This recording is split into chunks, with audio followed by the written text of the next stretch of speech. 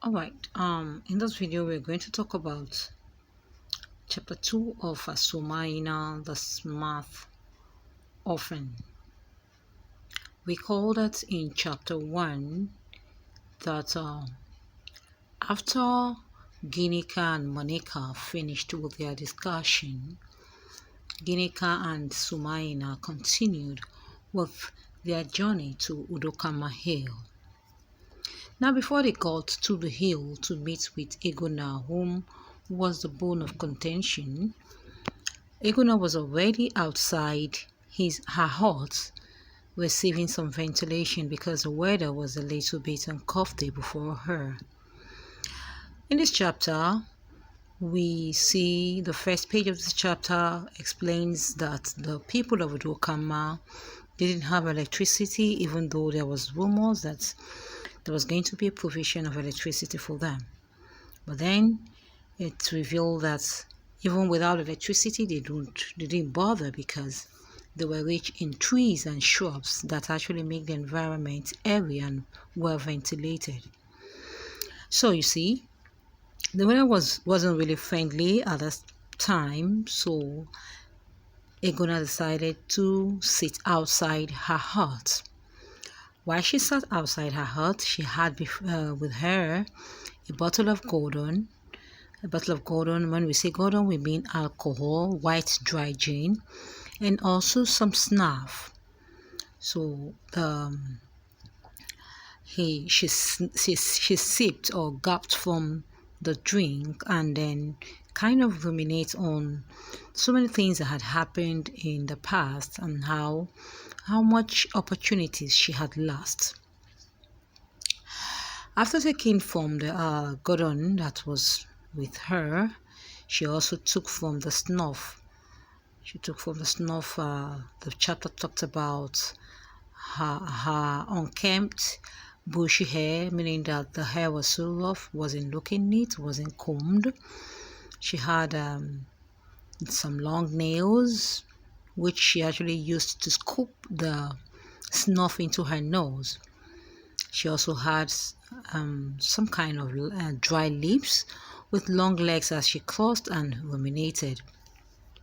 So as she took from the snuff, she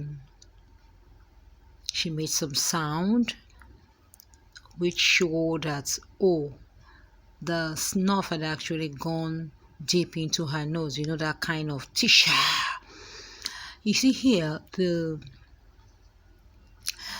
writer tried to use some expressions and figure of speech like the simile and onomatopoeia, because the first page of this chapter, while Egona was being described, the writer said Egona was as stubborn as a boar and as rigid as a tree.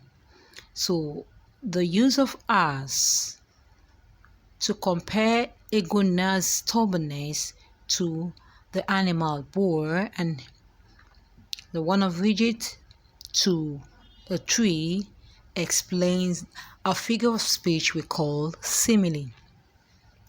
Also again, while she had taken from the snuff and she sneezed with a sound based on how the writer also had explained by making the sound tisha, and then had some breath, like breathed, and we saw the sound like the writer here used an expression or a figure of speech we call the onomatopoeia. So Egona, after taking from the snuff box that she had with her, she looked up and saw Lamido, a little boy of about 11 years, coming down. Lamido was said to be the son of a cattle rearer in Obodokama village, but died of snake poison. And after he died, the little boy Lamido became homeless, but was luckily adopted by Egona's husband, and that's Clement.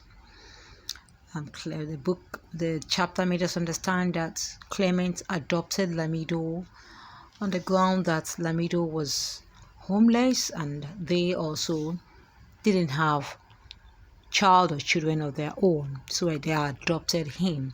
So what Lamido does is just the same thing the father was doing when the father was alive. The father had actually introduced him and taught him how to take the animals, the cattle and goats to the fields or grazeland for the animals to graze and feed. So what he does is, after the father's death, he also takes the villagers' goats and probably their cattle too to graze. So he was actually coming to pick Egona's goats when another little boy was also walking behind him. Egona saw him but could not recognize who the boy was. But until she then saw Ginika. Ginika was her daughter-in-law. Ginika was tiredly walking up to behind them. She then quickly sensed that, oh, this might be my grandson. Although she wasn't really too friendly at first, when the little boy walked up to her, brought out his hand for a handshake and greeted. She didn't really show that keenness, that happiness and joy that, oh, my grandson. Yes, she brought out her hand too to receive the shake, but then immediately she removed her hand and was like, hey, Ginika, what's the meaning of this? Because she was already sensing something. And Ginika was like, yes, this is your son. I hope you know him. And she said, yes, I know him. I'm asking you, what is the meaning of this? And she said, anyways, I have brought your son back to you. It is now your turn to take care of him. The little boy has been with me for 6 years now, since the parents died. And, when I was like, what's the meaning of this? How would I take care of him when he begins to cry or miss you? Yet Ginika insisted that the boy be with her. It's a time to take care of the boy, and it's her business of whatever thing she may want to do with the boy. And then, furiously, or would I say, let me use the other word, Egona got infuriated and yelled at her, spoke to her harshly and said, okay, just go, leave my sight and never come back again. And Ginika left. Ginika was happy that now she could be free to go out, do any kind of job, make money, like when she was being tied down by Somayina. So she quickly walked down the hill, and as she was walking down, the people who saw her when she was coming up with the little boy were like, hey, Ginika, what happened to the boy? Where did you take him to? And as they kept asking her, she was responding to them that, yes, the little boy now stays with his grandmother. And the people, the villagers gossiped, how could she have done such a thing? Because they saw Egona to be this wild and strange kind of person. You can't actually explain who she is, her character and all that. So they gossiped, and the voices died down. Ginika was like, oh, I'm free again. At least the voices have died down. No one calling me again. Although she felt guilty that she was leaving the little boy in the hand of his grandmother, who they thought may not be able to take care of him. She felt, okay, I might be feeling guilty, but then I'll make out time, I'll make sure that he doesn't lack anything money. So that was how Ginika zoomed. This is the end of the chapter 2 of Somayina. And I also would like to recall again, I'd like to emphasize on the writer's way of writing. The style was such a simple one, with a simple language, very easy to understand. The expressions were direct, except for some few, like I mentioned there, the use of simile and the use of onomatopoeia. Simile, when Eguna's character or stubbornness was compared to that of the boar, and rigidity to the tree, and also the sound she made and the way she made it be, according to the writer, also expressed what we call onomatopoeia.